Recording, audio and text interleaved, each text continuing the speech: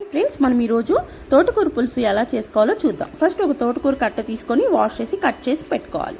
అలాగే చిన్న ఉసిరికాయ సైజ్ అంత చింతపండు నానబెట్టి పులుసు తీసి పక్కన పెట్టుకోవాలి. అలాగే 2 టమాటాలు 3 ఆనియన్స్ని కట్ చేసి పెట్టుకోవాలి. అలాగే 6 పచ్చిమిరపకాయలని చీలికలుగా కట్ చేసి పెట్టుకోవాలి. నెక్స్ట్ 7 వెల్లుల్లి రెబ్బల్ని పొట్టు తీసి చిన్న పీసెస్గా కట్ చేసి పెట్టుకోవాలి.